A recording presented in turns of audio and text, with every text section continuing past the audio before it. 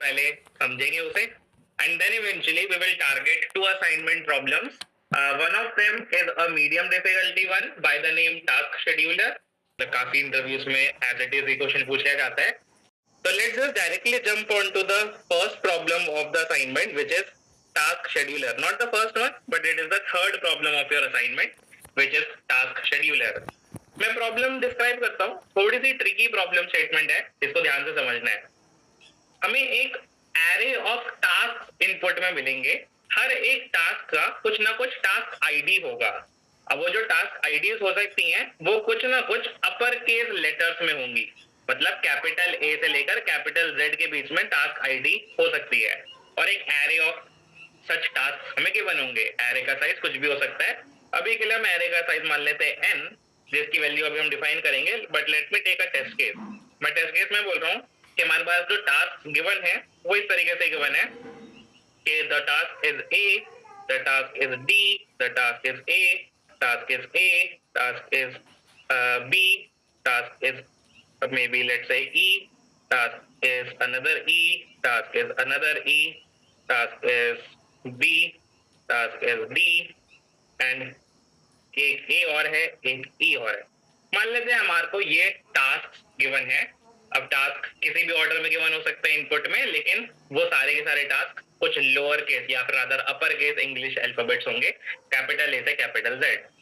और अभी के लिए अगर हम इस एरे का साइज निकालें then it would come out to be 1 2 3 4 5 6 7 8 9 10 11 12 13. तो टोटल हमें 13 टास्क गिवन है. हमें करना क्या है? हमें एक गिवन वैल्यू होगी along with the value n, along with the array size हमें एक और वैल्यू गिवन होगी k, which represents some groups. अब मैं k की वैल्यू अभी के लिए मान लेता हूँ 2. इसका क्या मतलब है? इसका मतलब है कि हमें कोई भी एक पर्टिकुलर टास्क आईडी परफॉर्म करते हुए, अगर मान लेते हैं हम एक टास्क आईडी परफॉर्म कर रहे हैं विद द वैल्यू ए, हमें अगला जो task with the same task ID perform करना है उसमें कम से कम दो बीच में टास्क होने ही होने चाहिए. एटलीस्ट दो टास्क बीच में होने चाहिए. सिंपल भाषा में बोले, दो ए वाले टास्क को परफॉर्म करने के लिए बीच में दो कम से कम और टास्क अदर कैटेगरी के अदर टास्क आईडी के होने चाहिए. सेम तरीके से अगर मेरे को एक बी वाला टास्क परफॉर्म करना है, उसके बाद एक और बी नाम का टास्क परफॉर्म करना है, तो दो सेम टास्क आईडीज के बीच में हमें के टास्क को परफॉर्म करना पड़ेगा. मतलब उनके बीच में एटलीस्ट के इंसर्शंस होने चाहिए, एटलीस्ट के अदर टास्क परफॉर्म होने चाहिए.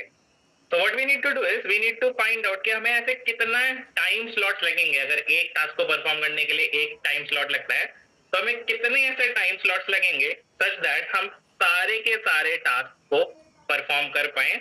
और कंस्ट्रेंट हमें फॉलो करना है. कंस्ट्रेंट क्या है कि किन्हीं भी दो टास्क जिनकी सेम आईडी हो, उन्हें परफॉर्म करने के लिए उनके बीच में कम से कम के टास्क का गैप होना चाहिए. वो गैप या तो किसी और टास्क से फिल हो सकता है, या फिर अगर कोई और टास्क बचे ही ना आपको फिल करने के लिए, तो वो गैप आपको आइडियल रखना पड़ेगा. मतलब खाली रखना पड़ेगा. मतलब उस स्लॉट में आपको कोई और टास्क परफॉर्म नहीं करना पड़ेगा. अब आई नो प्रॉब्लम स्टेटमेंट बहुत ट्रिकी है, तो इनको समझने के लिए पहले एक छोटा सा एरे लेते हैं, फिर वापस इस 13 साइज के एरे पर आएंगे. बट एनीवेज एक छोटा टेस्ट केस लेते हैं. इनफैक्ट जो हमें प्रॉब्लम में टेस्ट केस दे रखा है वही हम ले लेते हैं. Problem number is 621 from leet code. हमें दे रखी है 3A और 3B. डबल कोड्स को अभी के लिए इग्नोर करना है क्योंकि कैरेक्टर्स की एरे है, तो सिंगल कोड्स की ही एरे है. So we are given 3A's and 3B's in the input. और जो k की वैल्यू है वो आई थिंक अगेन हमें k इक्वल टू 2 दे रखा है. वहां पे n बोल रखा है, n की जगह हम k मानते हैं. n हम मान लेते हैं एरे के साइज को जो कि है 6.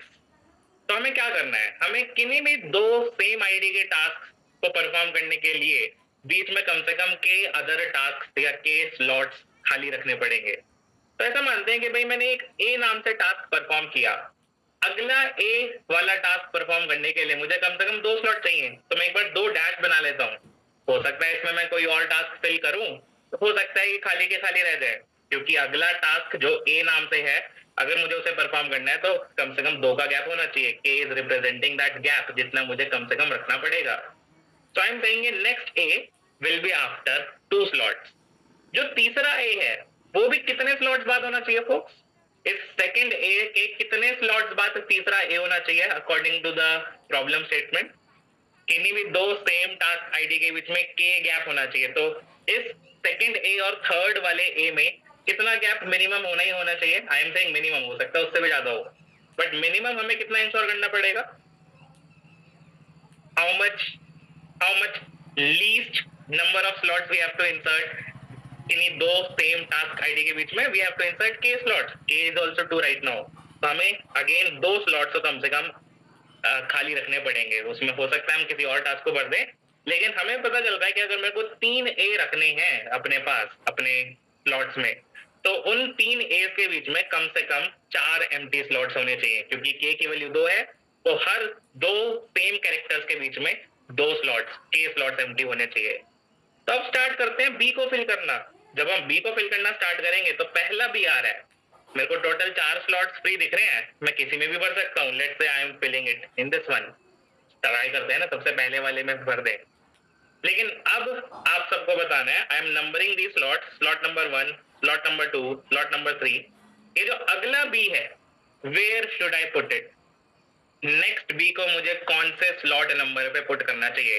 हर कैरेक्टर के लिए, भले वो ए हो भले वो बी हो, हमें वो के वाला कंस्ट्रेंट फॉलो करना है. मतलब किन्हीं भी 2 सेम कैरेक्टर्स के बीच में के स्लॉट्स होने ही होने चाहिए. तो क्योंकि एक बी मैंने यहाँ पर रखा है, तो इसके बाद कम से कम 2 स्लॉट्स होने चाहिए जब तक कोई और बी ना आए. तो next B can come at the second slot. तो मैं ट्राई करूंगा भाई जितना पास पास रख सकता हूँ रख लूं. मैं क्यों ट्राई करूं थर्ड स्लॉट पे रखने का? अगर मेरे को सेकंड स्लॉट में रखने की जगह मिलती है तो आई विल प्लेस इट.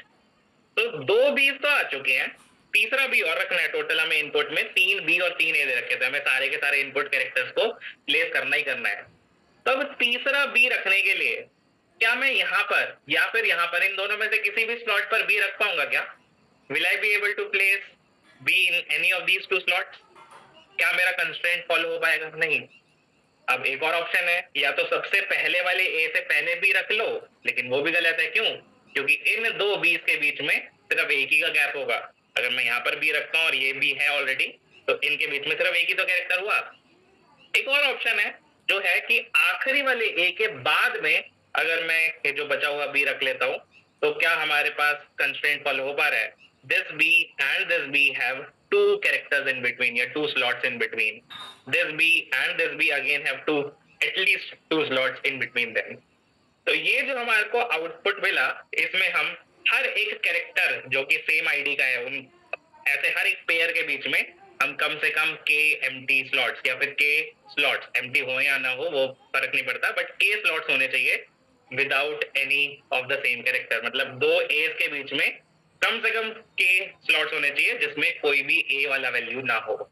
तो अगर ये वाला टेस्ट केस गिवन होता triple A triple be with के इक्वल टू 2, तो आउटपुट क्या आता? हमें कितने स्लॉट चाहिए? 1 2 3 4 5 6 7 8. तो इसका आउटपुट हमारे को 8 मिल जाता.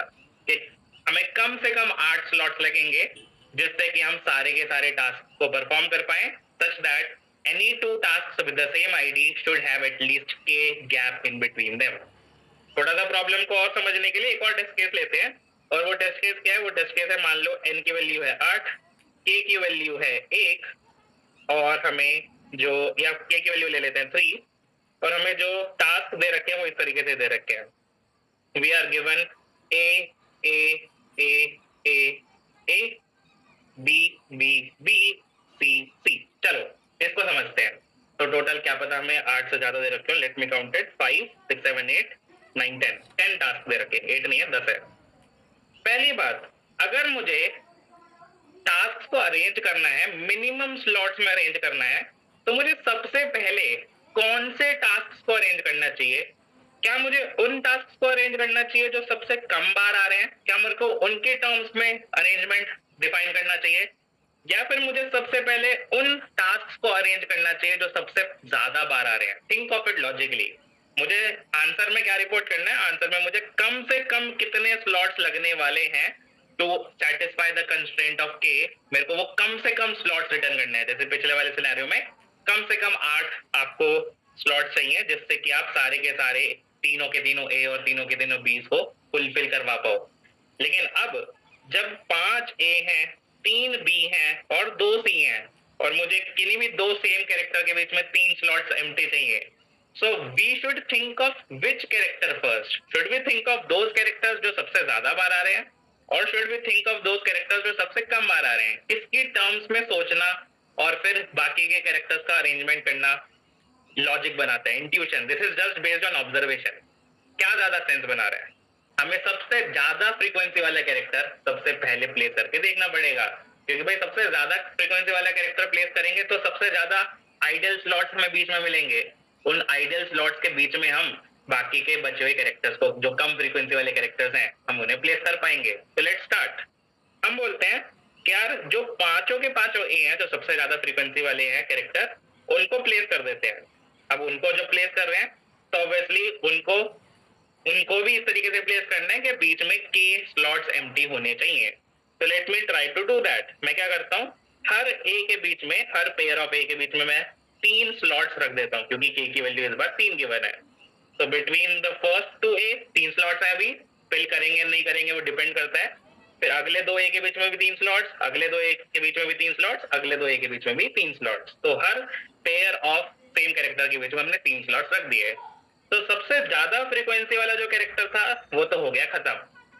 अब आ रहा है नेक्स्ट फ्रीक्वेंसी, जो नेक्स्ट सबसे ज्यादा फ्रीक्वेंसी है। एक एक करके सबसे ज्यादा कैरेक्टर्स जो आ रहे हैं उनको प्लेस करते हैं, फिर नेक्स्ट सबसे ज्यादा आ रहे हैं उनको प्लेस करते हैं। क्योंकि सी तो चलो बाद में जाके प्लेस हो जाएगा ना, 2 ही तो सीज हैं, कहीं पे भी प्लेस कर देंगे विद के स्लॉट्स इन बिटवीन देम। पहले तो उनके बारे में सोचता है तो ज्यादा आ रहे हैं, क्योंकि उनको फिर हमें ढंग से अरेंज करना पड़ेगा। So if I have to place 3 B characters, मेरे को क्या एक्स्ट्रा स्लॉट्स लगेंगे बीस को प्लेस करने के लिए, या इन्हीं जो एम्प्टी स्लॉट्स हमने ए के बीच में रख रखे हैं इन्हीं में हम 3 बीस को रख पाएंगे? What do you think? Will we require extra characters और will we be able to place B's in the same slots itself? क्योंकि फ्रीक्वेंसी कम है, पिछले कैरेक्टर की फ्रीक्वेंसी थी 5, इस कैरेक्टर की फ्रीक्वेंसी है सिर्फ 3, तो ऑब्वियसली इन स्लॉट्स के अंदर हम 20 को तो इजीली रख पाएंगे। क्यों? क्योंकि भाई ए 5 बार आ रहा था, और अगर 5 बार आ रहा है तो उनके बीच में 4 ग्रुप्स बनेंगे, पहला ग्रुप, दूसरा ग्रुप, तीसरा ग्रुप, चौथा ग्रुप। उन 4 ग्रुप्स में हमें सिर्फ 3 ही तो बी रखने हैं, तो 4 ग्रुप्स में 3 बी तो रख पाएंगे। कैसे?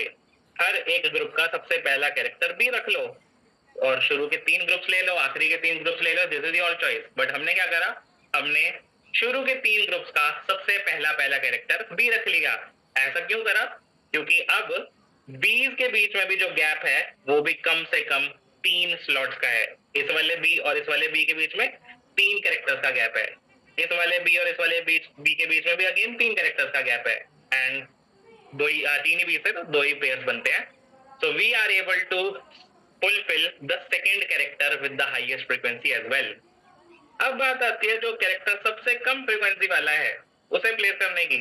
तब अगर मुझे कैरेक्टर सी को प्लेस करना हुआ, again since I have right now 1 2 3 4 groups, या 4 आप बोल सकते हो, ग्रुप्स ही बोलना है इसको। If we have 4 groups but if we have only 2 Cs to place in them, क्या अगेन हम इन 2 सी कैरेक्टर्स को प्लेस कर पाएंगे? हाँ या ना? क्या अगेन हम इजीली सबसे पहले ग्रुप और दूसरे ग्रुप में सी अगर लगा दें तो क्या काम हो जाएगा? या फिर मे बी अगर आखिरी के 2 ग्रुप्स ले लें तो भी काम हो जाएगा? बात तो सेम ही है ना। तो we will try to place C here and another C here, और बाकी के जो स्लॉट्स हैं वो एम्प्टी के एम्प्टी रहेंगे, क्योंकि हमें ए के बीच में भी कम से कम 3 तो गैप रखना ही था, तो वो तो एटलीस्ट हमें स्लॉट सही ही चाहिए। हमने 20 को वहां फिल कर दिया जहां पर 20 के बीच में भी के गैप्स हो रहे हो, और सी वाले कैरेक्टर्स को भी वहां प्लेस कर दिया जहां पर उनके बीच में भी कम से कम 3 कैरेक्टर्स का गैप आ रहा हो। कम से कम, ज्यादा भी हो सकता है बट कम से कम वी नीड के कैरेक्टर्स का गैप। तो आउटपुट इसमें कितना आ रहा है? I think let's suppose if we count it 1 2 3 4 5 6 7 8 9 10, sorry मेरी काउंटिंग गलत है, 1 2 3 4 5 6 7 8 9 10 11 12 13 14 15 16 17। किसने चैट में लिख भी दिया था, प्रतीक्षा ने 17, तो answer is 17 for this second test case. क्या हमें प्रॉब्लम थोड़ी बहुत समझ आ पा रही है? हाँ या ना? थोड़ी प्रॉब्लम स्टेटमेंट ही ट्रिकी है, प्रॉब्लम स्टेटमेंट समझ आएगी उसी के बाद हम कुछ अप्रोच दिमाग में ला पाएंगे। एक और टेस्ट केस लें, और is the problem statement clear to us? Should we take one more test case? What do you think folks?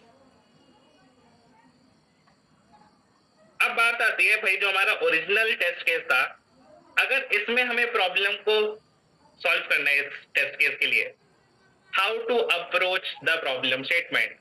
क्या हमें जो इनपुट में रैंडम ऑर्डर में कैरेक्टर्स गिवन है, क्या उन्हें हमें पहले कुछ फॉर्म में कन्वर्ट करना चाहिए क्या?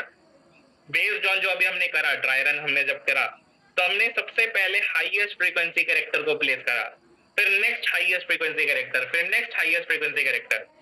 तो क्या जब इनपुट में हमें ऑर्डर जो कैरेक्टर्स का मिल रहा है वो रैंडम मिलेगा, so first do we need to extract out this information in some way? क्या इसे कुछ ऐसे डेटा स्ट्रक्चर में हमें कन्वर्ट करना चाहिए जिसके थ्रू हम कुछ काम कर पाए? What should that data structure be? किस डेटा स्ट्रक्चर में हम ये निकाल सकते हैं कि ए कितने हैं, बी कितने हैं, डी कितने हैं, and so on? We can do heap sort, but किस चीज पर सॉर्ट करना है? Which thing do we need to sort on? क्या कैरेक्टर्स के ऊपर सॉर्ट कर दें? अगर कैरेक्टर्स के ऊपर सॉर्ट करेंगे तो जरूरी नहीं है कि ए ही सबसे ज्यादा होंगे, फिर बी होंगे, फिर सी होंगे। ऐसा भी इनपुट हो सकता है कि एक ही ए हो, दो बी हो, या तीन बी हो और दो सी हो। ऐसा भी तो इनपुट हो सकता है। एक ही कैरेक्टर है ए का, तीन कैरेक्टर्स हैं बी के और दो कैरेक्टर है सी के। उस सिनेरियो में सबसे पहले बीज को प्लेस करो क्योंकि सबसे ज्यादा बी है, फिर सीज को प्लेस करो और फिर जाकर ए को प्लेस करना। So if we have to place based on कौन सा कैरेक्टर कितनी बार आ रहा है, तो हमें क्या पहले कंप्यूट करना पड़ेगा? What should we compute first?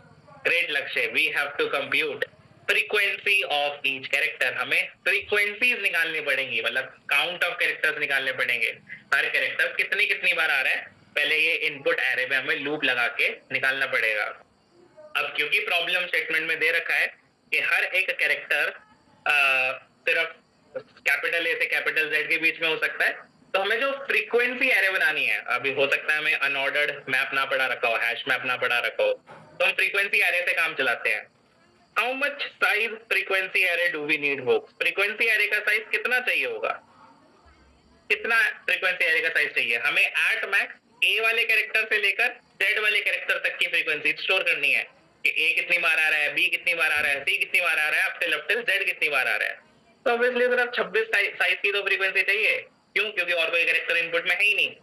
So we need a 26 size array, 0 1 2 3 up till मैं थोड़े और इंडिसेस लिख देता हूँ, 4 5 6 अप टिल 25। मतलब टोटल फ्रीक्वेंसी एरे का साइज 26 होने वाला है। ऐसा क्यों?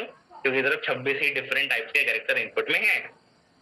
हालांकि zeroth index will represent the frequency of capital A, first index will represent the frequency of capital B, second index capital C and so on। Her character उसके corresponding index पर अपनी फ्रीक्वेंसी को स्टोर करवाएगा, starting from A to 0, B to 1, C to 2 and so on up till capital Z to 25। अब मुझे क्या करना है? इनपुट एरे पे लूप लगाना है। पहले से फ्रीक्वेंसी एरे फिल करनी पड़ेगी। विदाउट फ्रीक्वेंसी एरे में ये पता नहीं लगा पाऊंगा कि किस कैरेक्टर को सबसे पहले सेटल करें, फिर नेक्स्ट किसको करें, फिर नेक्स्ट किसको करें। So let's start. सबसे पहले हमारे पास आ रहा है कैपिटल ए। ये कैसे पता लगाएं कि कैपिटल ए कौन से इंडेक्स में जाना चाहिए फ्रीक्वेंसी एरे के? अभी हमने अनऑर्डर्ड मैप नहीं यूज कर रहे, तो फ्रीक्वेंसी एरे में हमें फिगर आउट करना पड़ेगा कि कैपिटल ए को किस इंडेक्स पे भेजें, 0th इंडेक्स से लेकर 25th index. How will we figure out that? किसी भी कैरेक्टर के कॉरेस्पॉन्डिंग इंडेक्स निकालना हो तो क्या करना पड़ेगा? We do not have to do a minus c h, rather we have to do c h minus a. मतलब जो भी करंट कैरेक्टर है उसमें से कैपिटल ए को माइनस कर दो, मतलब उसमें से 97, कैपिटल ए का स्काई कोड होता है 97, सॉरी कैपिटल ए का स्काई कोड होता है 65। करंट कैरेक्टर में से 65 को माइनस करोगे, यानी कैपिटल ए को माइनस करोगे, तो वो कैरेक्टर कैपिटल ए से कितना आगे है वो आपको मिल पाएगा, यानी उसका इंडेक्स मिल पाएगा आपको। तो जब मैं capital A minus capital A करूंगा तो मुझे 0 मिलेगा। 65 माइनस 65 है 0, यानी मुझे 65 माइनस 65 0th इंडेक्स पे जाना है और वहां पे फ्रीक्वेंसी को प्लस प्लस कर देना है। शुरू में हर जगह 0 पड़े होंगे, मैं लिख देता हूँ। शुरू में हर फ्रीक्वेंसी, इनिशियली फ्रीक्वेंसी एरे में 0 है, वेक्टर बना रखा है जिसमें हर एक एलिमेंट 0 है। और हम क्या कर रहे हैं, जो सबसे पहला 0th इंडेक्स है फ्रीक्वेंसी ऑफ ए माइनस ए, वहां पर जाके फ्रीक्वेंसी को प्लस प्लस कर दिया, यानी फ्रीक्वेंसी हो गई 1। डी देगा, डी का फ्रीक्वेंसी क्या आएगा? सी एच माइनस ए, डी माइनस ए, यानी आई थिंक 69 माइनस 65 यानी 4। तो डी ए से 4 आगे है, 4 कैरेक्टर आगे है, इसलिए हम बोल रहे हैं, सॉरी 4 नहीं 3, 65 66 67 68। तो 68 माइनस 65 विल बी 3 कैरेक्टर आगे है। ए से डी 3 कैरेक्टर आगे है, बी सी डी 3 कैरेक्टर आगे। तो मैं क्या करूंगा, मैं 3rd इंडेक्स पे जाऊंगा D माइनस ए वाले इंडेक्स पे जाऊंगा और वहां पे फ्रीक्वेंसी प्लस प्लस कर दूंगा। ए वाले इंडेक्स पे गया यानी ए माइनस ए 0th इंडेक्स पे गया, फ्रीक्वेंसी प्लस प्लस कर दिया। अगेन ए वाले इंडेक्स पे गया, फ्रीक्वेंसी प्लस प्लस कर दिया। बी वाले इंडेक्स पे गया यानी बी माइनस ए 66 माइनस 65, फर्स्ट इंडेक्स पे जाओ, फ्रीक्वेंसी प्लस प्लस कर दो। This will be, I think, 69 minus 65, which is fourth index, and we will do frequency plus plus, again frequency plus plus, again frequency plus plus. ऐसा ही हम हर एक character के लिए कर लेंगे, तो फटाफट करते हैं। B के लिए दूसरी बार फ्रीक्वेंसी प्लस प्लस हो गई, D के लिए भी दूसरी बार हो गई, A के लिए हमारे पास चौथी बार हो गई, एंड फाइनली E के लिए हमारे पास चौथी बार हो गई। हमें इससे क्या मिल रहा है? हमें इससे मिल रहा है कि यार A जो आ रहा है वो 4 बार आ रहा है, B जो आ रहा है वो 2 बार आ रहा है, C जो है वो 0 बार आ रहा है, जो D है वो 2 बार आ रहा है, और E भी 4 बार आ रहा है। बाकी सारे कैरेक्टर 0 बार आ रहे हैं। लेकिन अब इस फ्रीक्वेंसी एरे का करे क्या? इस फ्रीक्वेंसी एरे में तो चलो हमें ये पता चल गया कौन सा कैरेक्टर कितनी बार आ रहा है। हमें जो इंफॉर्मेशन चाहिए थी वो क्या थी कि सबसे ज्यादा फ्रीक्वेंसी वाला कैरेक्टर कौन है, नेक्स्ट हाईएस्ट फ्रीक्वेंसी वाला कैरेक्टर कौन है, नेक्स्ट हाईएस्ट फ्रीक्वेंसी वाला कैरेक्टर कौन है। तो मेरे को ऐसा कौन सा तरीका है जिससे मेरे को फ्रीक्वेंसी हाईएस्ट से लेकर लोएस्ट एक एक करके मिलती जाए।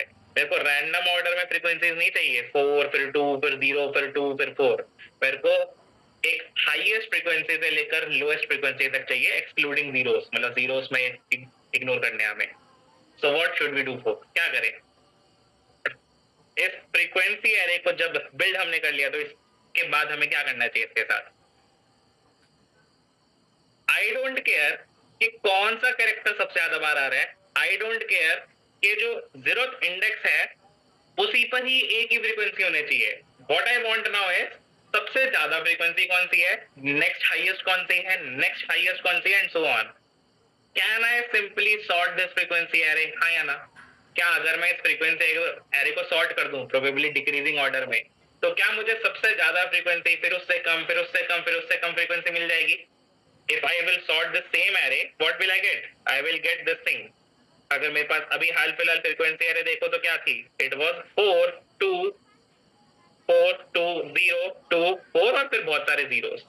अगर मैं इसको डिक्रीजिंग ऑर्डर में सॉर्ट कर दूं, डिक्रीजिंग ऑर्डर में क्यों? क्योंकि मैं सबसे ज्यादा फ्रीक्वेंसी सबसे पहले चाहता हूं। तो if I sort it in decreasing order, I will get 4 4 2 2 zeros, और फिर सारे के सारे जीरोस होंगे। मुझे यही तो चाहिए कि सबसे ज्यादा फ्रीक्वेंसी कौन सी है। आई डोंट केयर कि अब वो सबसे ज्यादा फ्रीक्वेंसी ए की है या बी की है, आई डोंट केयर। मुझे तो बस प्लेसमेंट करनी है, वो कौन सा कैरेक्टर है, आई डोंट केयर। अभी के लिए हम मान लेंगे कि एक बार जब फ्रीक्वेंसी एरे सॉर्ट हो गई है तो हम मान लेते हैं कि अब जो सबसे ज्यादा फ्रीक्वेंसी है वो ए मान लेते हैं, और ओरिजिनली वो कोई सा भी कैरेक्टर हो, वी डोंट नो। दूसरा हाईएस्ट फ्रीक्वेंसी बी मान लेते हैं, तीसरा कैरेक्टर सी मान लेते हैं, चौथा कैरेक्टर डी मान लेते हैं। ऑल्दो इनपुट में हमें जो फ्रीक्वेंसी दे रखी थी वो इस तरीके से नहीं थी, इनपुट में इट वाज 42024, लेकिन हमें वो रैंडम ऑर्डर नहीं चाहिए था फ्रीक्वेंसीज का, we wanted decreasing order of frequencies. इसलिए हमने क्या करा, फ्रीक्वेंसी एरे को ही सॉर्ट कर दिया। दूसरा तरीका हैश मैप का था, सॉरी प्रायोरिटी क्यू का था, लेकिन जो सिंपल तरीका है वो सॉर्टिंग है ना भाई। जब भी कुछ सिंपल तरीका एग्जिस्ट करता हो, ऑलवेज गो विद दैट। इस प्रॉब्लम में आपको वो आउटपुट निकाल के नहीं देना है, you do not have to construct this output, you just have to return the number of slots. अगर आपको सिर्फ नंबर ऑफ स्लॉट्स ही मांगे हैं तो इस बात से क्या फर्क पड़ता है कि ये ए है या ई है? Does it matter to us? वो कौन सा कैरेक्टर है हाईएस्ट फ्रीक्वेंसी वाला, क्या है इससे हमें फर्क पड़ेगा? वो अगर हम एरे को सॉर्ट कर भी दें तो क्या इससे फर्क पड़ेगा कि हम कैरेक्टर की मैपिंग चेंज कर रहे हैं? ओरिजिनली बी 2 बार था, लेकिन सॉर्ट होने के बाद बी 4 बार हो जाएगा। Do we care about this? No, we just want decreasing order. तो अब स्टार्ट करते हैं अपना प्लेसमेंट। एक बार फ्रीक्वेंसी एरे बन गई, उस फ्रीक्वेंसी एरे को सॉर्ट कर दिया using any sort function in build sorting से n log n टाइम में, जहां पर जो इस एरे का साइज है वो तो सिर्फ 26 ही है, तो 26 साइज की एरे को सॉर्ट करने में 26 log 26 यानी कांस्टेंट टाइम लगेगा। एक बार एरे सॉर्ट हो गई, अब मुझे क्या करना है, जो सबसे ज्यादा फ्रीक्वेंसी वाला कैरेक्टर है उसे उठाना है। मैं k की वैल्यू भी लिख देता हूँ कोने में, k की वैल्यू थी 2। मुझे सबसे ज्यादा फ्रीक्वेंसी वाला कैरेक्टर उठाना है और उसको प्लेस कर देना है, एंड लेट्स काउंट के हमारे पास अभी कितने आइडियल स्लॉट्स हैं। What I will do is I will place As, एक ए, दूसरा ए, तीसरा ए, चौथा ए, और हर ए के बीच में मुझे के स्लॉट्स रखने हैं, तो आई एम सेइंग 1 2 3 4 5 6, आखिरी ए के बाद तो स्लॉट रखना ना रखना एक ही बात है। तो initially how many idle slots will be there, idle मतलब खाली स्लॉट्स, कितने शुरू में खाली स्लॉट्स हमारे पास होंगे अरेंजमेंट में। सबसे पहले कैरेक्टर को प्लेस करने के बाद, अभी बाकी कैरेक्टर्स को प्लेस करना बाकी है, सबसे पहले कैरेक्टर के बाद कितने खाली स्लॉट्स होने वाले हैं, क्या कोई फॉर्मूला दिमाग में आ रहा है? ये फॉर्मूला हम हमारे कोड में यूज करने वाले हैं, that's why I am asking it. ये थोड़ा सा नॉन इंट्यूटिव प्रॉब्लम है, इसलिए I have to explain how to approach the problem. Initially कितने खाली स्लॉट्स हमें दिख पा रहे हैं, क्या कोई मैथमेटिकल फॉर्मूला हमें डिराइव हो पा रहा है? हर पेयर ऑफ ए के बीच में के स्लॉट्स रखने हैं, तो कितने पेयर ऑफ ए के बीच में के स्लॉट्स होंगे, तो कितने स्लॉट्स हो जाएंगे? क्या मैं बोल सकता हूं जितनी ए की फ्रीक्वेंसी है उससे एक कम नंबर ऑफ पेयर्स होंगे, या उससे एक कम नंबर ऑफ ग्रुप्स होंगे? पहले मैं ग्रुप्स दिखा देता हूं, ग्रुप्स कितने होंगे? Groups will B frequency of 0 - 1, जो सबसे पहला कैरेक्टर, सबसे हाईएस्ट फ्रीक्वेंसी वाला कैरेक्टर है, वो है फ्रीक्वेंसी ऑफ 0 पर, क्योंकि एरे मैंने डिक्रीजिंग ऑर्डर में सॉर्ट करी है। -1 ऑफ इट, क्यों? क्योंकि अगर मेरे पास 4 ए हैं तो कितने ग्रुप्स बने खाली वाले स्लॉट्स के? एक ग्रुप, दो ग्रुप, तीन ग्रुप, तीन ही तो बने। आखिरी ए के बाद थोड़ी ना डैशेस डालने अभी के लिए, वहां पे कैरेक्टर प्लेस करने होंगे तो बाद में करेंगे, बट इनिशियली कम से कम कितने आइडल स्लॉट चाहिए वो हमने रख दिया। वो हमें चाहिए 3 ग्रुप के लिए। हर ग्रुप में कितने चाहिए? हर ग्रुप में के स्लॉट चाहिए, के एम्प्टी स्लॉट्स। तो टोटल आइडल स्लॉट्स कितने हो गए? नंबर ऑफ ग्रुप्स इनटू के, यानी 3। हाईएस्ट फ्रीक्वेंसी कैरेक्टर जो था वो 4 था, उसमें से 1 माइनस करा, उतने नंबर ऑफ ग्रुप्स बने। उतने नंबर ऑफ ग्रुप्स को हर ग्रुप में 2-2 स्लॉट चाहिए, क्योंकि के की वैल्यू 2 थी, तो कम से कम हमें 6 आइडियल स्लॉट्स शुरू में चाहिए। ये आइडियल बाद में रहे ना रहे वो बात की बात है, लेकिन इनिशियली जब सबसे पहला कैरेक्टर हमने प्लेस कर दिया उसके बाद हमारे पास 6 आइडियल स्लॉट्स आ चुके हैं। क्या ये बात थोड़ी थोड़ी समझ आ रही है कि what are the number of groups which are highest frequency character -1? इतने हमें ग्रुप्स बनाने पड़ेंगे, अभी 3 ग्रुप्स बनाने पड़ रहे हैं आइडियल स्लॉट्स के। हर ग्रुप में कितने कैरेक्टर्स होंगे? के कैरेक्टर्स होंगे, के स्लॉट्स होंगे। तो टोटल आइडियल स्लॉट कितने होंगे? जितने ग्रुप्स हैं इनटू जितने हर ग्रुप में स्लॉट्स हैं। तो 2 + 2 + 2 यानी 2 × 3 विच इज 6 आइडियल स्लॉट शुरू में है हमारे पास। तो सबसे पहला कैरेक्टर तो प्लेस हो चुका है, उसको भूल जाओ। अगले कैरेक्टर पे चलते हैं। अगला कैरेक्टर भी उतनी ही फ्रीक्वेंसी का है जितनी हाईएस्ट कैरेक्टर की फ्रीक्वेंसी है। तो मेरे को ये बताना है कि ये जो आइडल स्लॉट्स हैं हमारे पास, 6 आइडल स्लॉट्स हैं, इन 6 आइडल स्लॉट्स में से कितने आइडल स्लॉट्स बी ऑक्यूपाई कर पाएगा? Very simple question. इन 6 स्लॉट्स में से कितने स्लॉट्स बी ऑक्यूपाई कर पाएगा? It is the same frequency as A, B की उतनी ही फ्रीक्वेंसी है जितनी ए की थी, तो कितने स्लॉट्स बी ऑक्यूपाई करने वाला है? सिर्फ 3 ही स्लॉट्स बी ऑक्यूपाई कर पाएगा, चारों के चारों नहीं कर पाएगा। क्यों? क्योंकि 4 होंगे तो फिर वो के वाली कंस्ट्रेंट वायलेट हो जाएगी, हमें 2 बीस के बीच में भी तो 2 का गैप चाहिए, के का गैप चाहिए। So we will place 1 B here, 1 B here, 1 B here. Eventually हमें पता है जो आखिरी भी जाएगा वो आइडियल स्लॉट्स के बाद जाएगा, मतलब यहाँ पर हम स्लॉट्स काउंट ही नहीं कर रहे, वो हमारे स्कोप के बाहर है। जितने कैरेक्टर हैं उतने तो कम से कम आउटपुट की लेंथ होगी ना। अगर इनपुट में हमारे पास 10 कैरेक्टर्स हैं या 12 कैरेक्टर हैं इनपुट में, तो आउटपुट की लेंथ कम से कम 12 तो होने ही वाली है। हम तो उन 12 कैरेक्टर्स के ऊपर कितने आइडियल स्लॉट्स लग रहे हैं, कितने खाली स्लॉट्स लग रहे हैं, वो गिन रहे हैं। तो इनिशियली हम बोल रहे थे भाई खाली स्लॉट्स 6 हैं, जिसमें से जो अगला कैरेक्टर है, क्योंकि वो हाईएस्ट फ्रीक्वेंसी वाले कैरेक्टर की फ्रीक्वेंसी के बराबर है, तो उन आइडल स्लॉट्स में से 3 आइडल स्लॉट्स तो बी ऑक्यूपाई कर पाएगा। It will be able to occupy 3 slots from the idle groups. तो अब जो नंबर ऑफ आइडल स्लॉट्स हैं वो 6 से कम होकर कितने हो जाएंगे? It will now reduce to only 3 idle slots. अब सिर्फ 3 स्लॉट्स बचेंगे, 1 2 3। क्या अभी तक बात समझ आ पा रही है, हाँ या ना? हम क्या चाह रहे हैं? हम चाह रहे हैं कि भाई जितने कैरेक्टर्स हमें इनपुट में हैं उनके ऊपर कितने खाली स्लॉट्स ऐड करने पड़ रहे हैं टू फॉलो द कंस्ट्रेंट्स, वो हम काउंट करेंगे जिससे हमारा आउटपुट निकल पाए। तो शुरू में हमने सबसे ज्यादा फ्रीक्वेंसी वाले कैरेक्टर को रखा, उनको के गैप में रख दिया। हमने आइडल स्लॉट्स काउंट करे कि कितने आइडल स्लॉट्स हैं। अगला फ्रीक्वेंसी देखा, वो तो सेम ही फ्रीक्वेंसी है जितना पहले कैरेक्टर का था, तो वो जितने आइडल स्लॉट्स हैं हर ग्रुप में एक एक स्लॉट ले लेगा। तो कितने ग्रुप्स हैं उतने ही स्लॉट्स वो रिड्यूस कर पाएगा, मतलब number of slots will get reduce by the number of groups. जितने ग्रुप बने थे, 3 ग्रुप बने थे, तो बी 3 ग्रुप तो ले पाएगा, 3 ग्रुप्स में से एक स्लॉट ले पाएगा, तो 3 स्लॉट्स बचे हैं। चलो अब देखते हैं कि आप में से लोग कितने लोग सही आंसर कर पाते हैं। नेक्स्ट हाईएस्ट फ्रीक्वेंसी कैरेक्टर है 2। क्योंकि इस कैरेक्टर की फ्रीक्वेंसी हाईएस्ट फ्रीक्वेंसी से कम है, क्या इसे जो हमारे पास ग्रुप्स हैं इन्हीं ग्रुप्स में फिट होने का मौका मिलेगा, या फिर will we need extra slots after the last character? क्या जो हमारे पास अभी हाल फिलहाल ग्रुप्स बचे हैं, मतलब हर ग्रुप में एक एक स्लॉट बचा है, क्या इन्हीं में हम सीज को भी फिट कर पाएंगे, और will we need extra slots after the last character? What will happen for C? क्योंकि अभी भी हमारे पास 3 आइडल स्लॉट्स बचे हैं, number of idle slots are 3। Current character की फ्रीक्वेंसी क्योंकि 3 से कम है, नंबर ऑफ आइडल स्लॉट से इसकी फ्रीक्वेंसी कम है या बराबर भी हो, तो we will be able to place it, हम इसको प्लेस कर पाएंगे। क्योंकि हमें ये पक्का पता है कि जो आइडल स्लॉट्स हैं वो ग्रुप्स में डिवाइडेड है। ऐसा कभी भी नहीं होगा कि जो आइडल स्लॉट्स हैं वो एक ही ग्रुप में हो और बाकी एक ग्रुप्स में ना हो। हम इंश्योर करेंगे कि number of idle slots are divided uniformly across all the groups. तो out of the 3 idle slots B क्या करेगा, सी क्या करेगा, C will occupy 2 of them. और आइडियली हम ट्राई करेंगे कि जहां पर लास्ट में छोड़ा था वहीं से फिल करना स्टार्ट करें। तो सी will occupy 2 of the groups, yeah, 2 of the idle slots. The number of idle slots are now 3 minus 2, which is only 1 slot remaining. एक ही खाली स्लॉट बचा है। ओके, अब देखते हैं कि क्या होता है। आखिरी कैरेक्टर आ रहा है with the frequency 2 again. Number of idle slots बचे हैं 1।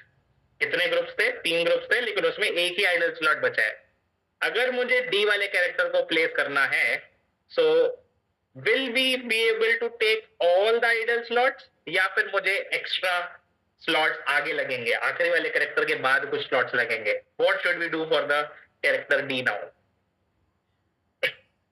क्योंकि भाई एक ही स्लॉट बचा है, कैरेक्टर की फ्रीक्वेंसी 2 है, तो कम से कम वो जो एक स्लॉट बचा है वो तो ले ही लेगा। मतलब डी दो एक खाली स्लॉट है वहां पर तो प्लेस हो ही जाएगा, लेट मी प्लेस इट। लेकिन दूसरे डी को प्लेस करने के लिए हमें एक्स्ट्रा कैरेक्टर आगे लास्ट में लिखना पड़ेगा। तो अगर हम अब जब सारे कैरेक्टर्स हमारे प्लेस हो चुके हैं, number of idle slots has become 0, या फिर आप बोलो कि अगर हमने number of idle slots 1 minus 2 कर दिए, 1 minus द करंट फ्रीक्वेंसी कर दिए, तो number of idle slots has become negative. मतलब जितने स्लॉट्स थे सारे खत्म कर दिया हमने। तो फाइनल में हमें आउटपुट क्या देना है? अगर हमारे सारे आइडल स्लॉट्स भर चुके हैं तो क्या आउटपुट का लेंथ उतना ही है जितना इनपुट का लेंथ था, हाँ या ना? क्या इस आउटपुट एरे का length equal to input array का लेंथ है 12? अगर सारे आइडल स्लॉट्स हमने फिल कर दिए, क्योंकि अभी एक भी स्लॉट नहीं बचा, खाली हो चुके हैं स्लॉट्स, नेगेटिव हो चुके हैं या 0 हो चुके हैं, so can we say the number of slots empty are 0, hence the input length is equals to output length. मतलब इनपुट लेंथ n थी तो आउटपुट लेंथ भी n ही है। यस, सो अगर स्लॉट सारे भर जाएं तो हमें जो भी इनपुट का लेंथ था n वही रिटर्न कर देना है। लेकिन अगर कुछ स्लॉट्स बच जाएं तो हमें उन बचे हुए स्लॉट्स को ऐड करके रिटर्न करना होगा। जैसे इस वाले टेस्ट केस में हमने जो भी स्लॉट्स बचे थे उन्हें ऐड करा, then we will have to return that. इस कॉन्सेप्ट को एक और बार एक टेस्ट केस पर चलाते हैं जस्ट टू गेट 100% क्लैरिटी, और फिर हम कोड की तरफ जाएंगे। कोड ट्रस्ट में 4 से 5 लाइनों का है। कोई भी प्रायोरिटी क्यू का प्रॉब्लम या कोई भी ग्रीडी एल्गोरिथम का प्रॉब्लम कोड की टर्म्स में मुश्किल नहीं होता, वो लॉजिक की टर्म्स में मुश्किल होता है। खुद से सोचना एक इंटरव्यू में, एक 60 मिनट के सेटअप में, it is quite impossible I would say. मतलब very hard to crack such a problem in an interview. तो ऐसी प्रॉब्लम्स पहले करी हो तो ही हो पाती है इंटरव्यू में, पहले ना करी हो तो मतलब वहां पर हाथ पैर फूल जाते हैं। वो तो नॉर्मली बात है कि मतलब कोई भी आप अपनी ड्रीम कंपनी में या फिर कोई भी अपना पहला इंटरव्यू दे रहा होगा, कोई कॉलेज में होगा, तो उसको थोड़ी नर्वसनेस तो होगी। तो इस तरह की रैंडम प्रॉब्लम जब आएंगी ग्रीडी एल्गोरिथम की, तो you only will be able to crack them if you have solved similar problems before. एक टेस्ट केस और लेते हैं एंड लेट्स सी कि आप में से कितने लोग आंसर कर पाते हैं। The test case is let's say D D D D D D B B C C E E OK and F F। ये हमारे पास इनपुट में है। क्या फटाफट से कोई काउंट करके देगा इनपुट कैरेक्टर्स कितने हैं? ए की वैल्यू तो मैं 2 ले लेता हूँ। इनपुट कैरेक्टर्स हमें कितने दे रखे हैं? 5 नहीं सॉरी 6 7 8 9 10 11 12 13 14 आई थिंक 14 कैरेक्टर्स हैं। यस 14 आते हैं। पहले हमें क्या करना है? पहले हमें फ्रीक्वेंसी एरे बनानी है। मैं दोबारा से सारा का सारा लॉजिक रिपीट नहीं कर रहा। We need a frequency array of 26 size. तो 26 साइज की एरे बनाई। शुरू में हर जगह जीरोस पड़े होंगे क्योंकि फ्रीक्वेंसी एरे हम इंटीजर्स की बना रहे हैं विद डिफॉल्ट वैल्यू 0। हम हर कैरेक्टर पे जाएंगे और उसकी फ्रीक्वेंसी प्लस प्लस कर देंगे। तो 1 2 3 4 5 6 बार डी वाले कैरेक्टर की यानी थर्ड इंडेक्स की फ्रीक्वेंसी प्लस प्लस होगी। D minus A 68 minus 65 which is 3। यहाँ पर है ए की फ्रीक्वेंसी, यहाँ पर बी की, यहाँ पर सी की, यहाँ पर डी की। इनिशियली है, सॉर्ट होने के बाद चेंज हो जाएगी। इनिशियली ए की फ्रीक्वेंसी 0th इंडेक्स, बी की frequency first index and so on. Next आया बी, तो बी की फ्रीक्वेंसी हमने 2 बढ़ा दी, तो we have put B frequency as 2। Next आया सी, तो सी की फ्रीक्वेंसी भी 2 कर दी क्योंकि 2 बार सी आ रहा है। नेक्स्ट आया ई और एफ, तो उन दोनों कैरेक्टर्स की भी फ्रीक्वेंसी 2 कर दी। तो here we have 2 and another 2। एक बार हमें सारी फ्रीक्वेंसीज मिल जाएगी, उन फ्रीक्वेंसी एरे को हम फिर सॉर्ट कर देंगे। तो आफ्टर सॉर्टिंग दिस एरे, हमारी एक सॉर्टेड एरे डिक्रीजिंग ऑर्डर में, सॉर्टेड इन डिक्रीजिंग ऑर्डर, वो कैसे दिखेगी? सबसे हाईएस्ट फ्रीक्वेंसी है 4, next highest 2, next highest 2, next highest 2, next highest 2 और फिर जीरोस। तो जीरोस को तो इग्नोर करना है। हमें अब फर्क नहीं पड़ता वो 4 फ्रीक्वेंसी डी की थी, एफ की थी, जी की थी, वी डोंट केयर। हमें सॉरी 4 नहीं है 6 है। हमें जो ओरिजिनल फ्रीक्वेंसीज मिल रखी थी, we have just sorted those original frequencies in the decreasing order. एक बार हमें डिक्रीजिंग ऑर्डर में ये फ्रीक्वेंसीज मिल गई, हम अपने लॉजिक के लिए, हम अपने ड्राई रन के लिए अज्यूम कर लेते हैं कि ये 6 फ्रीक्वेंसी कैपिटल ए की थी, ये 2 फ्रीक्वेंसी कैपिटल बी की थी, ये capital C, capital D, capital E. हम ऑर्डर में मान लेते हैं ना, हमें तो कैरेक्टर आउटपुट में देना ही नहीं है, हमें तो बस कितने स्लॉट्स लगेंगे वो काउंट करना है। So what we will do, we will count initially हमारे पास कितने आइडल स्लॉट्स होने वाले हैं। पहले तो एक बार काउंट करते हैं कितने ग्रुप्स होंगे और फिर काउंट करेंगे कितने आइडल स्लॉट्स होंगे। What do you guys think? अगर मुझे सबसे ज्यादा फ्रीक्वेंसी वाले कैरेक्टर को प्लेस करना है तो मुझे कितने ग्रुप्स उनके बीच में बनाने पड़ेंगे? हर 2 पेयर ऑफ ए के बीच में, हर पेयर ऑफ ए के बीच में मुझे कितने ग्रुप्स चाहिए, मतलब कितने ऐसे पेयर्स बनने वाले हैं? अगर टोटल 6 एज हैं तो how many groups we will form between A's? क्या हम 6 माइनस 1 5 ग्रुप्स फॉर्म करेंगे? सोच के देखो यार, अगर ए ए ए ए ए ए ऐसे 6 एज हमें रखने हैं, तो जितने ए रखने हैं हर 2 एज के बीच में अगर हमें ग्रुप चाहिए आइडल स्लॉट्स का, के स्लॉट्स का, तो ऐसे कितने स्लॉट्स, कितने ग्रुप चाहिए? एक ग्रुप, दूसरा ग्रुप, तीसरा ग्रुप, चौथा ग्रुप, पांचवा ग्रुप। आखिरी ए के बाद नहीं चाहिए होता ना, हर ए के बाद चाहिए एक्सेप्ट द लास्ट वन। तो number of groups are frequency of 0 minus 1, जो सबसे हाईएस्ट फ्रीक्वेंसी है उससे 1 कम कर लो, यानी 5 ग्रुप्स हमें लगेंगे। हर ग्रुप में के आइडल स्लॉट्स होने चाहिए शुरू में, तो टोटल आइडल स्लॉट्स कितने हो जाएंगे? टोटल आइडल स्लॉट्स हो जाएंगे नंबर ऑफ ग्रुप्स इनटू के वैल्यू इनटू 2। तो let me right this formula कि हमारे पास इनिशियली जो आइडल स्लॉट्स आए वो कितने आए? वो आए नंबर ऑफ ग्रुप्स इनटू के, यानी 5 इनटू 2। शुरू में हमारे पास 10 आइडल स्लॉट्स बन पाए। अब गेम आती है कि भाई इन आइडल स्लॉट्स को हमें एक एक करके फिल करना है। कैसे फिल करेंगे? बाकी के कैरेक्टर्स के थ्रू, एक एक फ्रीक्वेंसी, हाईएस्ट फ्रीक्वेंसी लेते हुए। तो सबसे पहले कैरेक्टर आ रहा है with the next highest frequency as B. क्या हमें जो भी आइडल स्लॉट, जो भी ग्रुप्स मिल रखे हैं, क्या इन्हीं में हम 20 को फिल कर पाएंगे या फिर will we need extra slots after the last character? अभी हाल फिलहाल आइडल स्लॉट्स है 10, नंबर ऑफ ग्रुप्स है 5, कैरेक्टर बी जो है वो 2 फ्रीक्वेंसी वाला कैरेक्टर है।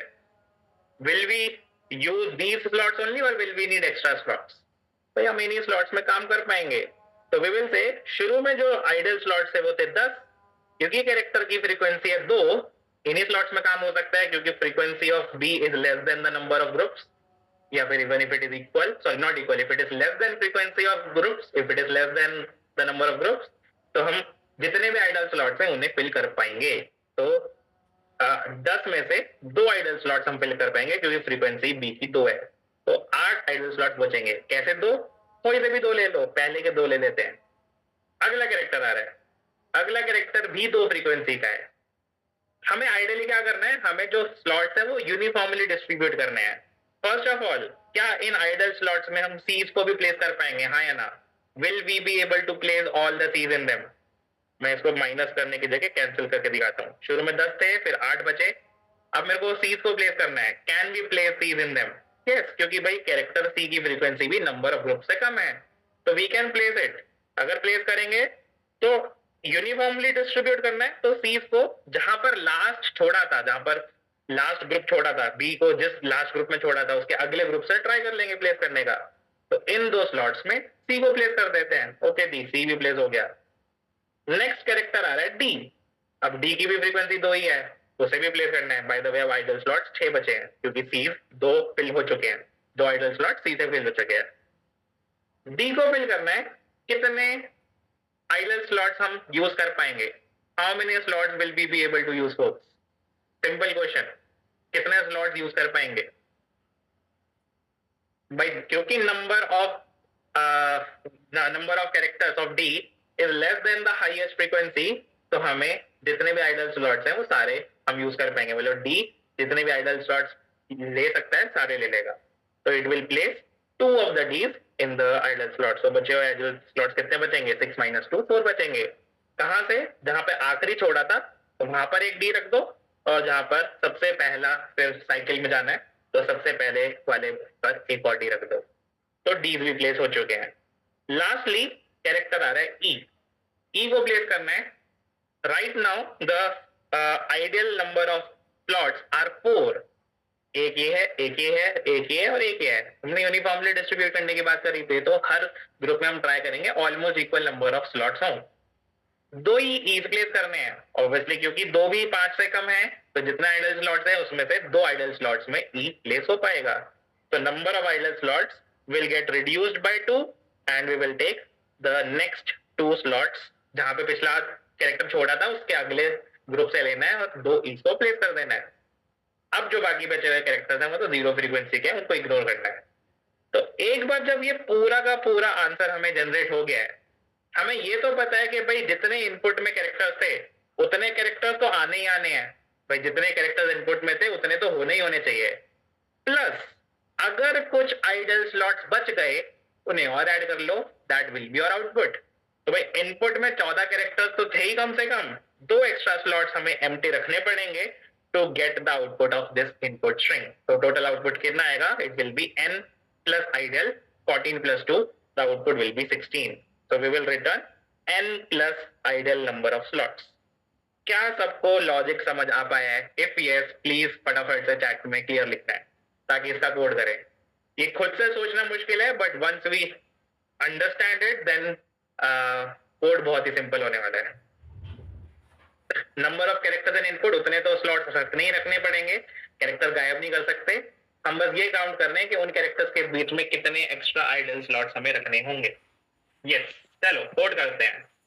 तो वी आर सेइंग कि भाई इनपुट में हमारे को एरे ऑफ वेक्टर्स मिल रखा है, सॉरी एरे ऑफ कैरेक्टर्स, हम उसे फ्रीक्वेंसी एरे में कन्वर्ट करेंगे। I will create a vector of integers, क्योंकि फ्रीक्वेंसी इंटीजर्स में होगी यानी काउंट। 26 एलिमेंट चाहिए, हर एक एलिमेंट की शुरू में फ्रीक्वेंसी होगी 0, हर एक कैरेक्टर की फ्रीक्वेंसी हम 0 मानेंगे। We will run a loop over all the characters of input. हर एक इनपुट के कैरेक्टर के task dot length, मैं task dot length को n मान लेता हूँ और इसको k लिख दिया। I have changed the variable name. I am assuming the array dot size is n, and I am going to say, I think C++ में size होता है। तो we will say कि भाई हर एक task पे जाओ और frequency array पर, in the frequency array, take this character, मैं इसको ch मान लेता हूँ, take this character task of I, इस वाले कैरेक्टर की फ्रीक्वेंसी को प्लस प्लस कर दो। Have I done some mistake here? क्या मैंने कुछ गलती करी है? यहाँ पर ध्यान से देख के बताना है, बहुत ही इंपॉर्टेंट चीज है अभी जो हम समझ रहे हैं, फ्रीक्वेंसी को जनरेट करना। Have I done anything wrong? Frequency of a plus plus, frequency of b plus plus, frequency of c plus plus, मतलब frequency of 65 index plus plus, frequency of 66 index plus plus. ए का जो sky code है वो 65 है, B का 66। हमारे को 65th index पे तो नहीं जाना है ना, फ्रीक्वेंसी एरे का साइज ही 26 है। तो हमें 65 माइनस 65 इंडेक्स पे जाना है, 66 माइनस 65, 67 माइनस 65 और वहां पर फ्रीक्वेंसी प्लस प्लस कर दो। एक बार फ्रीक्वेंसी जनरेट हो जाएगी, उसके बाद उस फ्रीक्वेंसी एरे को सॉर्ट करना है। तो I am using inbuilt function, frequency को शुरू से लेकर एंड तक सॉर्ट करेंगे, बिगिन से लेकर एंड तक। लेकिन हम चाहते हैं डिक्रीजिंग ऑर्डर में सॉर्ट हो। क्या कोई बताएगा चैट में, अगर सॉर्ट फंक्शन को डिक्रीजिंग ऑर्डर में सॉर्ट करना हो तो तीसरा एक्स्ट्रा पैरामीटर हम क्या भेजते हैं? What is the third extra parameter? Instead of increasing order I want it in decreasing order. By default जो सॉर्टिंग सी प्लस प्लस करता है वो इंक्रीजिंग सॉर्ट करता है, हमें डिक्रीजिंग चाहिए। तो वी नीड टू से greater of what? Greater of int, क्योंकि एरे इंटीजर्स की है, वेक्टर इंटीजर्स का है, ये जो फ्रीक्वेंसी एरे है इंटीजर्स की है। तो ग्रेटर ऑफ इंट लिखने से क्या होगा? एरे डिक्रीजिंग ऑर्डर में सॉर्ट हो जाएगी। तो एक बार वेरीफाई कर लेते हैं just by printing this vector. I think C plus plus में हम वेक्टर प्रिंट नहीं कर सकते, तो let's run a loop and print it. For I equal to 0 less than 26, let's just print all the frequencies. Okay, एक बार क्या करते हैं, हाल फिलहाल रिटर्न 0 कर देते हैं just for now, या फिर रिटर्न n कर देते हैं। We just want to see कि हमारा फ्रीक्वेंसी एरे सही से बना है या नहीं और सॉर्टिंग सही से हुई है या नहीं। आई थिंक यहाँ पर भी हमें पैरेंथेसिस भेजने पड़ते हैं, if I'm not wrong. Let's see, although जितना मुझे याद आ रहा है सिंटैक्स इसी तरह का कुछ होता था। ठीक है, हाँ, तो फ्रीक्वेंसी एरे तो हमारे को सॉर्ट होकर मिल गई आई थिंक। एक बार वेरीफाई एक और कर लेते हैं टेस्ट केस से, यस, एंड इस टेस्ट केस से भी यस। तो हमें फ्रीक्वेंसी एरे एक बार सॉर्ट होकर मिल जाए in the decreasing order, parenthesis में था पहले, then we need to convert और count the number of slots which we need. कितने ग्रुप्स बनने वाले हैं, तो हमें ग्रुप काउंट करने हैं, क्योंकि उस ग्रुप्स के बेसिस पर हम चेक करेंगे कि हम क्या एक्स्ट्रा स्लॉट्स नीडेड होंगे या फिर करंट स्लॉट्स में ही हम कैरेक्टर को फिल कर पाएंगे। How many groups will be need and how many idle slot will be have, शुरू में ग्रुप्स बताने हैं। इनिशियली हमारे पास कितने ग्रुप्स बने थे? ग्रुप्स मतलब दो सेम कैरेक्टर के बीच में हमारे को कितने ऐसे ग्रुप्स फॉर्म करने पड़े थे। हमने सबसे पहले निकाला था भाई सबसे हाईएस्ट फ्रीक्वेंसी कैरेक्टर कौन है, वो हमने मान लिया फ्रीक्वेंसी ऑफ 0 है, क्योंकि फ्रीक्वेंसी एरे को डिक्रीजिंग ऑर्डर में सॉर्ट कर दिया। और हर हाईएस्ट फ्रीक्वेंसी वाले कैरेक्टर के बीच में हमें आइडल स्लॉट्स प्लेस करने हैं। तो कितने आइडल स्लॉट्स प्लेस करने हैं? हाईएस्ट फ्रीक्वेंसी कैरेक्टर -1 जितने स्लॉट्स हमें पॉपुलेट करने हैं। तो number of groups will B frequency of 0 - 1। एक कम क्यों? क्योंकि आखिरी कैरेक्टर के बाद नहीं चाहिए हमें आइडल स्लॉट्स, वो तो वैसे भी हम पॉपुलेट करेंगे अगर आइडल स्लॉट्स खत्म हो जाते हैं। तो उन ग्रुप्स में कितने आइडल स्लॉट्स होंगे? जितने ग्रुप्स होंगे इनटू हर ग्रुप में कितने आइडल स्लॉट्स चाहिए, के स्लॉट्स चाहिए। तो total idle slots will be groups into K. And let's now start our logic to populate from the next character. इससे क्या हो गया? इससे हो गया कि भाई सबसे हाईएस्ट फ्रीक्वेंसी वाला कैरेक्टर प्लेस हो चुका है, यानी 0th इंडेक्स प्लेस हो चुका है। अब हमें फर्स्ट इंडेक्स ऑनवर्ड्स बाकी के बचे हुए कैरेक्टर्स को प्लेस करना है। सबसे पहले हमने क्या करा था? ए को प्लेस कर दिया, ए को भूल जाओ। अब लूप लगाओ बाकी बचे हुए कैरेक्टर्स को और उनको एक एक करके प्लेस करो from highest frequency to the lowest. तो मैं क्या करूंगा? मैं लूप लगाऊंगा from index 1 till index not less than n but less than 26, क्योंकि फ्रीक्वेंसी एरे का साइज सिर्फ 26 है। क्या कोई बता सकता है मैंने ये लूप 1 से क्यों स्टार्ट किया है? Why not from 0? मैं फ्रीक्वेंसी एरे पे लूप फर्स्ट इंडेक्स से क्यों लगा रहा हूं? I am now trying to place all the characters in the idle slots, so why I am starting from 1? Why should I start from 1? अबे less than equal to 26 तो नहीं होना चाहिए। अगर एरे 26 साइज की है तो अगर एरे के ऊपर लूप लगाना है तो 26 से पहले पहले तक लूप लगाना है। एरे की लेंथ अगर n होती है तो लेस देन n तक लूप लगाते थे। लेकिन मैं फर्स्ट इंडेक्स से क्यों स्टार्ट कर रहा हूँ? 0th से क्यों नहीं स्टार्ट कर रहा? Why I am not starting from 0th index? पहले a को प्लेस करो, फिर b को प्लेस करो, फिर c को प्लेस करो, फिर d को, फिर e को। 0th इंडेक्स से ना स्टार्ट करके फर्स्ट इंडेक्स से लूप क्यों स्टार्ट कर रहा हूँ मैं?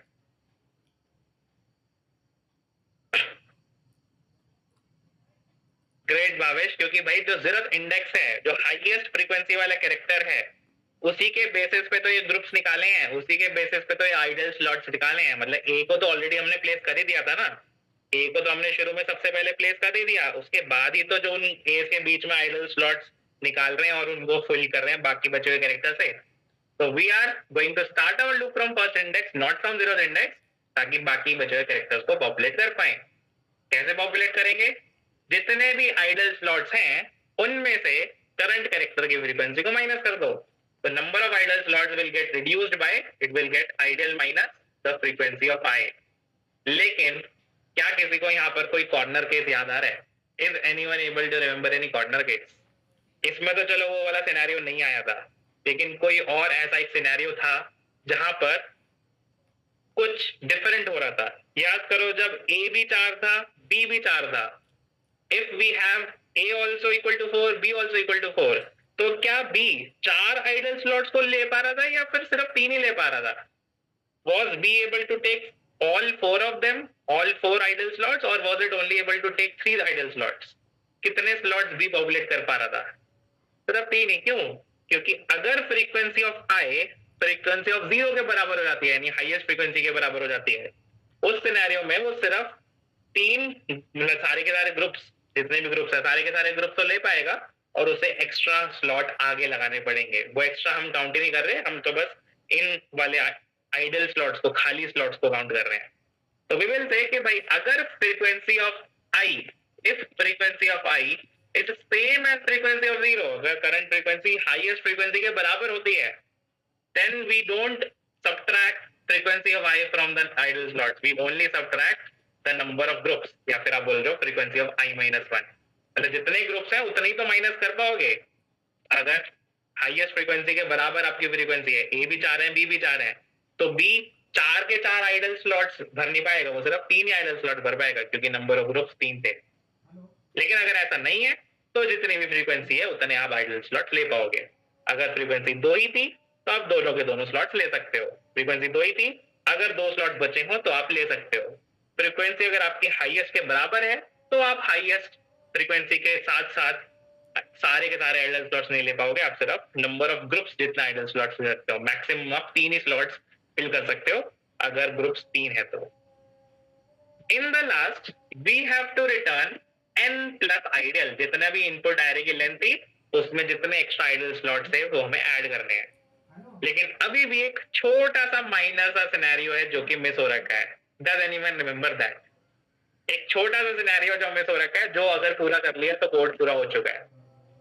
Late me try to bring this code, और उस छोटे से सिनेरियो को समझने के लिए एक टेस्ट केस में बनाऊंगा.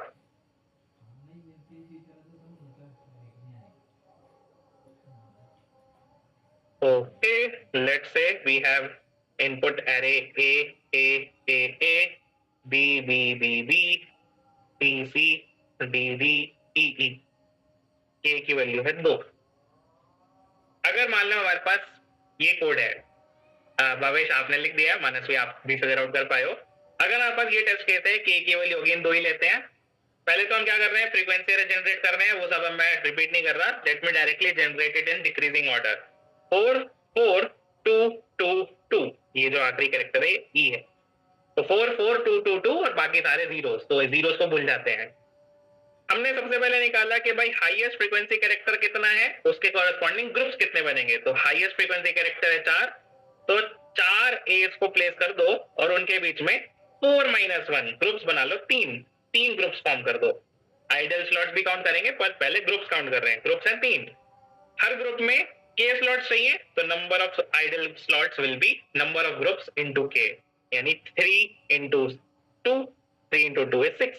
भाई टोटल शुरू में 6 आइडल स्लॉट्स, ये जो डैशेस मैंने बनाए हैं वो 6 हमें चाहिए. पहला कैरेक्टर हो चुका है, इसलिए जो लूप है वो 0th इंडेक्स से ना स्टार्ट करके 1st इंडेक्स से स्टार्ट किया है. अगला कैरेक्टर आ रहा है, वो भी उतनी ही फ्रीक्वेंसी का है जितनी हाईएस्ट फ्रीक्वेंसी है. Frequency of i is equals to frequency of 0, means frequency of i is maximum. It is more than the number of groups. तो अगर 4 फ्रीक्वेंसी है लेकिन ग्रुप्स 3 ही है, तो क्या आप 4 आइडल स्लॉट्स ले पाओगे? क्या आप 4 बीस को इस तरीके से प्लेस कर पाओगे? Will you be able to place B's like this following the constraint के भाई हर बी के बीच में 2 स्लॉट्स तो होने चाहिए? नहीं. अगर 3 ही ग्रुप है तो 3 ही स्लॉट्स ले पाओगे ना, 4 नहीं ले पाओगे. So if number of idle slots are if number of groups are less than the number of characters, या फिर आप बोल सकते हो उल्टी भाषा में कि number of characters is equal to the highest frequency character, then we will say कि यार जितने ग्रुप्स हैं उतने ही माइनस करो आइडल स्लॉट्स। तो क्योंकि 3 ही आइडल स्लॉट्स हैं, सॉरी 3 ही ग्रुप्स हैं, तो 3 ही माइनस हो पाएगा। You will not be able to reduce all 4 of them. तो हमने नंबर ऑफ आइडल स्लॉट्स में सिर्फ 3 माइनस किया, तो 3 ही बचा है। ऑब्वियसली जो एक्स्ट्रा भी है वो बाद में लगेगा। तो जितने इनपुट में कैरेक्टर थे उतने तो होने ही वाले हैं ना, हम तो सिर्फ आइडल स्लॉट्स काउंट कर रहे हैं। अगला कैरेक्टर है 2 फ्रीक्वेंसी का, it is not equal to highest frequency. तो इफ कंडीशन हुई फॉल्स, तो भाई जितनी भी फ्रीक्वेंसी है उतनी माइनस कर दो आइडल में से। जो भी कैरेक्टर की फ्रीक्वेंसी है 2 है, तो 2 माइनस कर दो, मतलब 2A तो 2C तो रख ही पाएंगे। जितने आइडल स्लॉट्स हैं, जितने भी ग्रुप्स है, हर ग्रुप में एक एक C रख दो, तो सारे के सारे C हम प्लेस कर पाएंगे। Since frequency of I is less than the number of groups, या फिर it is less than the maximum frequency.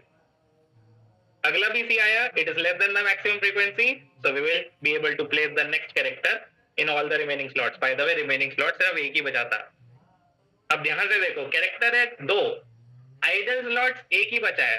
हम अपने कोड में क्या कर रहे हैं, हम अपने कोड में आइडल स्लॉट्स को माइनस कर रहे हैं फ्रीक्वेंसी पे, 1 माइनस 2 कर रहे हैं, तो इट विल बिकम -1। हम बोल रहे हैं कि यार ये जो D वाला कैरेक्टर है, एक जो खाली बचा है स्लॉट उसको ले लेगा और बाकी बचा हुआ आगे लग जाएगा।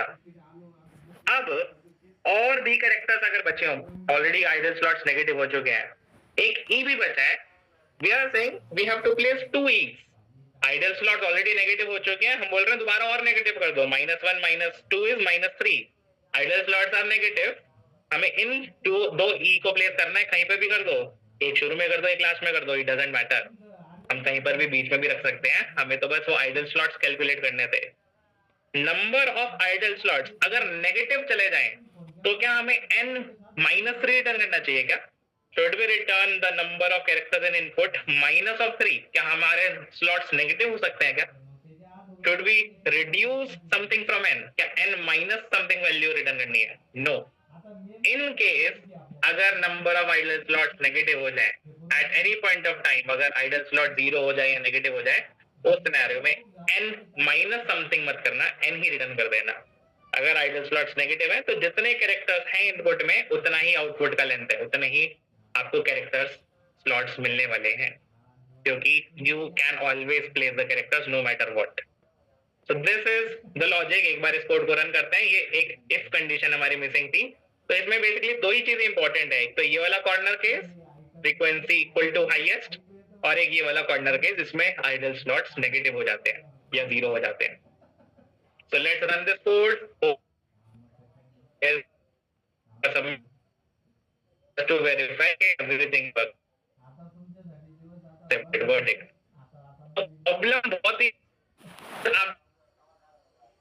अगर इंट्यूशन पे जाओगे या फिर अप्रोच पे जाओगे या फिर डेटा स्ट्रक्चर कौन सा लगाएं, एल्गोरिथम कौन से लगाएं, इस पे जाओगे, तो this becomes one of the hardest problems, at least for me. मतलब मेरे को ये प्रॉब्लम कम से कम मैंने 5 बार सॉल्व कर ली, उसके बाद भी समझ नहीं आती थी।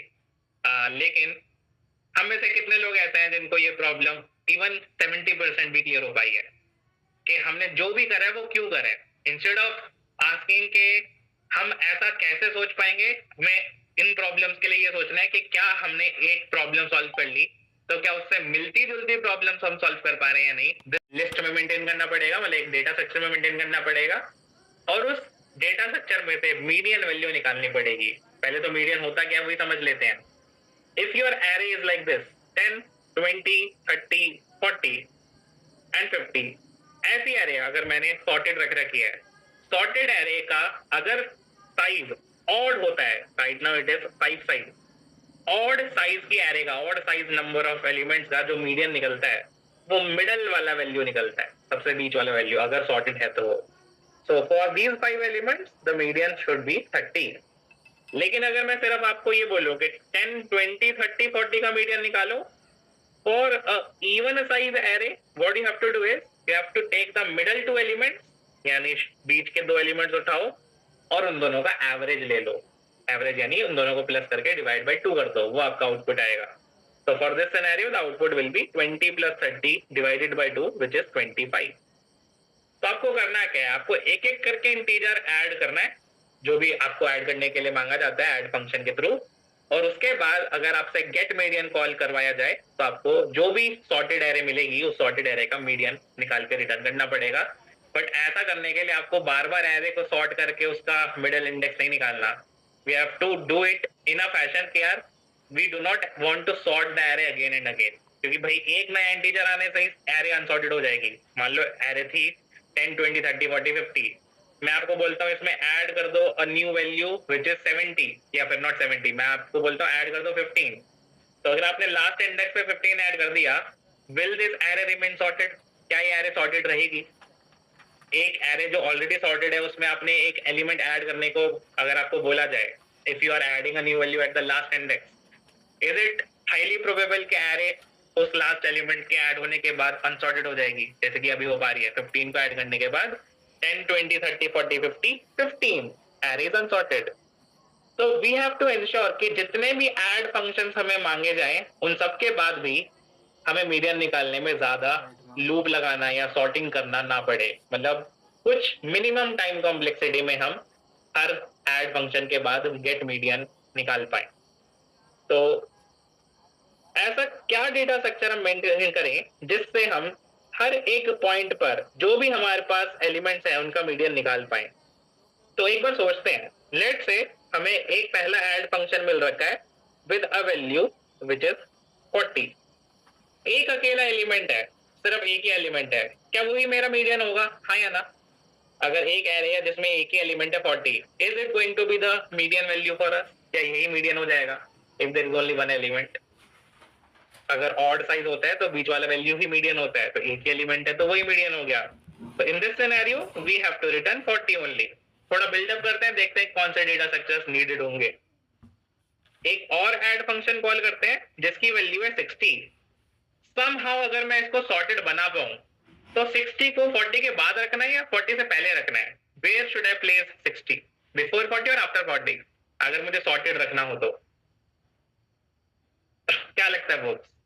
भाई सॉर्टेड रखना है तो 40 एंड देन 60, और अगर इसके बाद मुझे गेट मीडियन मांग लिया जाए तो मैं बोलूंगा कि भाई क्योंकि एरे का साइज इवन है तो बीच के दोनों एलिमेंट्स उठाओ, अभी दो ही एलिमेंट है उन दोनों को उठाओ और उनका एवरेज ले लो, तो it will B 40 plus 60 divided by 2 which is 50, तो आउटपुट आ जाएगा 50। ओके, थोड़ा थोड़ा आप समझते हैं क्या होने वाला है। अब मैं ऐड कर रहा हूँ वैल्यू 30 को। Where should I add 30? Before 40, in between 40 60, after 60, where should I add 30 in this sorted array? मैं बोलूंगा कि भाई मुझे 30 क्योंकि मिनिमम वैल्यू है तो वो सबसे आगे चाहिए, और इस ऐड फंक्शन के बाद अगर मुझे गेट मीडियन मांगा जाए क्योंकि एरे का साइज ऑड है तो जो भी मिडल वैल्यू होगी वही मेरा आउटपुट होगा, यानी अगेन मीडियन 40 आ जाएगा। थोड़ा सा लॉजिकल सोचो, ऐसा सोचो कि एक इमेजिनरी लाइन है जो कि क्या करती है, जो कि लेफ्ट हाफ को राइट हाफ से शुरू के आधे एलिमेंट्स को बाकी के आधे एलिमेंट से डिवाइड करती है। जो पहले था मीडियन वो 40 और कुछ खाली साइज, मतलब एक ऑड एलिमेंट था तो 40 के बाद था वो मीडियन, एक इमेजिनरी लाइन। मीडियन मतलब बीच वाला वैल्यू। जब एक और एलिमेंट ऐड हुआ तो वो मीडियन वहीं रहा, वो बीच वाला पॉइंटर वो पार्टीशन वहीं रहा। एक और वैल्यू ऐड हुआ तो वो अभी भी वहीं रहा, वो अभी भी 40 के बाद ही है, क्योंकि जिस तरीके से वैल्यू ऐड हुआ तो दो एलिमेंट्स लेफ्ट में एक एलिमेंट राइट में। अब मैं थोड़ा सा डिफरेंट ऐड फंक्शन करता हूं, मैं बोलता हूं कि ऐड कर दो 35। इस वैल्यू के ऐड होने के बाद मैं पहले तो सॉर्टेड एरे दिखाता हूं, 30 35 40 एंड 60। इस वैल्यू के ऐड होने के बाद ये जो पार्टीशन है ये कौन से दो एलिमेंट्स के बीच में होने वाले है? जो पार्टीशन में दिखा रहा हूं, जो एरे को दो इक्वल हाफ में, ऑलमोस्ट इक्वल हाफ में डिवाइड कर रहा है, वो किन दो एलिमेंट्स के बीच में होगा? I want almost equal number of elements on left, almost equal number of elements on right. अगर ऑड एलिमेंट्स हैं तो लेफ्ट में एक ज्यादा हो जाए राइट से, जैसे कि अगर एक साइज था तो 1 0, दो साइज था तो 1 1, तीन साइज है तो 2 1, अब चार साइज है तो 2 2 होना चाहिए। तो मैं बोलूंगा क्या लेफ्ट में दो एलिमेंट्स, राइट में भी दो एलिमेंट्स। अगर मुझे पता चल पाए कि पार्टीशन कहाँ बन रहा है तो मैं उस पार्टीशन के बेसिस पर मीडियन निकाल पाऊंगा, क्योंकि अभी इवन साइज है तो I will say 35 plus 40 divided by 2, the output will B 37.5। Output decimal में भी आ सकता है, डबल में भी आ सकता है। लेकिन हमें आई थिंक कॉन्सेप्ट समझ आ पा रहा है कि हमें समहाउ ये पार्टीशन मेंटेन करना पड़ेगा। एक वैल्यू इंसर्ट करते हैं with a value probably as 100। अगर मैं 100 को इंसर्ट करूं 30, 35, 40, 60 एंड 100, ये पार्टीशन कहां मूव करने वाले हो? ऑड साइज होता है तो लेफ्ट में एक ज्यादा होना चाहिए। Where should our partition move? किन दो वैल्यूज के बीच में पार्टीशन होगा? इन दो वैल्यूज के बीच में पार्टीशन होगा। We should move it between 40 and 60। भाई 40 और 60 के बीच में मूव करना है। आपको क्या लग रहा है क्या मेंटेन करना है? एक पार्टीशन है जो कि लेफ्ट हाफ के मैक्सिमम वैल्यू को बता रहा है और दूसरा पार्टीशन राइट हाफ के मिनिमम वैल्यू को बता रहा है। शुरू में तो आपको राइट हाफ में कुछ दिख नहीं रहा, इनफैक्ट शुरू में तो दोनों ही पार्टीशन एम्प्टी होंगे। लेफ्ट हाफ का मैक्सिमम कौन है, राइट हाफ का मिनिमम कौन है? लेफ्ट हाफ का मैक्सिमम कौन है, राइट हाफ का मिनिमम कौन है? लेफ्ट का मैक्सिमम है 40, राइट का मिनिमम है 60। यही तो चाहिए मीडियन निकालने के लिए, अगर मीडियन एवरेज निकलता है तो। लेफ्ट हाफ का मैक्सिमम कौन है, राइट हाफ का मिनिमम कौन है? अगर मेरे को पार्टीशन शिफ्ट भी करना हुआ तो भी मुझे यही चाहिए। क्यों? मान लो जैसे पहले ये था सिनेरियो, मुझे पता चला कि भाई 35 ऐड करना है। 35 इस पार्टीशन में 40 से छोटा है तो मुझे लेफ्ट में ऐड करना है, 35 लेफ्ट में जाएगा तो मैंने लेफ्ट में ऐड करा। लेकिन मैंने देखा क्या पार्टीशन यहाँ पर शिफ्ट हो जाना चाहिए समहाउ, क्योंकि यहाँ पर दो एलिमेंट्स, यहाँ पर दो elements. But at any point of time जहां पर भी मेरा पार्टीशन होता है उस पार्टीशन के लेफ्ट का मैक्सिमम चाहिए होगा, उस पार्टीशन के राइट का मिनिमम चाहिए होगा to find the median value. So which data structure do you think हमें मेंटेन करना पड़ेगा for the left half? Left half में मुझे किसी भी पॉइंट पर मैक्सिमम वैल्यू चाहिए, maximum value. At any point of time I want the maximum, I want the maximum. ऐसा कौन सा डेटा स्ट्रक्चर है जो कि इंसर्शन रिमूवल्स के बाद भी मैक्सिमम वैल्यू आपको रिटर्न करके दे पाए इन minimum amount of time? Which data structure it is? Specifically heap में किस तरह का हीप ऐसा होता है जो कि आपको out of a set of values maximum value return करता है? विच हीप? मैक्स हीप और मिनी? कौन सा हीप होता है? जो लेफ्ट वाला पोर्शन होगा, क्या मैं उसे बोल सकता हूं कि it is going to form a max heap? मतलब लेफ्ट वाले पोर्शन में जो भी मैक्सिमम वैल्यू होगी वो मुझे चाहिए तो वो मेरे को मैक्स हीप लाकर दे पाएगा। लेकिन राइट पोर्शन में मुझे किसी भी पॉइंट पर जो राइट पोर्शन होता है उसमें से मुझे मिनिमम वैल्यू चाहिए, मिनिमम वैल्यू चाहिए। 40 60 में से 40 चाहिए, 60 100 में से 60 चाहिए, minimum out of the right, आगे वाले एलिमेंट्स का मिनिमम, तभी तो वो मिडल बन पाएगा। लेफ्ट का मैक्सिमम, राइट का मिनिमम, यही तो मिडल बनाएंगे किसी भी पॉइंट पर। या हो सकता है सिर्फ लेफ्ट का मैक्सिमम मिडल बनाए अगर ऑड एलिमेंट्स है तो। So right half will form a min heap क्योंकि मुझे मिनिमम वैल्यू चाहिए राइट हाफ में से। Left half we will need max heap क्योंकि उसमें से मुझे मैक्सिमम एलिमेंट चाहिए। और इन्हीं दो वैल्यूज के बेसिस पर मैं लेफ्ट के मैक्सिमम और राइट के मिनिमम के बेसिस पर ही मैं क्या बता पाऊंगा, मैं किसी भी पॉइंट ऑफ टाइम पर एड फंक्शन भी परफॉर्म कर पाऊंगा और मैं फाइंड मीडियन भी कर पाऊंगा। फाइंड मीडियन तो बहुत सिंपल है, एड फंक्शन में थोड़ा बहुत कॉम्प्लेक्सिटी आएगी। मान लेते हैं समहाउ हम मिन हीप में सॉरी लेफ्ट हीप में शुरू के आधे एलिमेंट्स रख पाए, मैक्स हीप में बाकी के आधे एलिमेंट्स रख पाए। लेफ्ट हीप में शुरू के आधे एलिमेंट्स, राइट हीप में बाकी के आधे elements. What should be the formula for the median? अगर मेरे पास लेफ्ट हीप का साइज राइट हीप से ज्यादा होता है, लेफ्ट हीप का साइज राइट हीप से ज्यादा होता है, लेफ्ट हीप का साइज राइट हीप से ज्यादा होता है, ऐसे सिनेरियो में मेरा मीडियन कौन निकलता है? Let's observe something. जिस सिनेरियो में लेफ्ट हीप का साइज राइट हीप से एक ज्यादा है, एक एलिमेंट जीरो एलिमेंट, दो एलिमेंट एक एलिमेंट, तीन एलिमेंट दो element, if left heap is one extra element then right heap, मतलब टोटल एरे का साइज ऑड है, ऐसे सिनेरियो में मीडियन की वैल्यू क्या निकलेगी? बिल्कुल प्रतीक्षा, हमें मीडियन ही निकालना है, लेकिन मीडियन निकालने के लिए जो पार्टीशन है ये चेंज होता रहेगा। कभी तो ये 40-60 के बीच में, कभी ये 35-40 के बीच में आ जाएगा, कभी हो सकता है ये 30-35 के बीच में भी आ जाएगा। अगर यहाँ पे बहुत सारी वैल्यूज इंसर्ट हो जाए तो 30-35 के बीच में भी आ सकता है। So we have to keep on moving this partition somehow, मतलब लेफ्ट और राइट का जो साइज है वो बराबर रखना पड़ेगा। साथ के साथ हमें मीडियन निकालने का कोई फॉर्मूला निकालना पड़ेगा। तो पहला क्वेश्चन आ रहा है कि अगर लेफ्ट हाफ राइट हाफ से एक ज्यादा है, यानी टोटल एरे का साइज ऑड है, left half is 2, right half is 1, left half is 3, right half is 2, ऐसे सिनेरियो में मीडियन कौन निकलता है? ये जो आखिरी ऐड फंक्शन है, इस सिनेरियो में मीडियन 40 निकलेगा। 40 is the median, 40 is the median, 40 is the median. Who would be the median if left half has one extra element than the right half? अगर लेफ्ट हाफ राइट हाफ से एक ज्यादा होता है, मतलब total array का size odd होता है, उस सिनेरियो में लेफ्ट में जो भी मैक्सिमम होगा, लेफ्ट का टॉप मोस्ट एलिमेंट, लेफ्ट क्योंकि मैक्स हीप है तो मैक्सिमम हीप का top most element will give me the median value.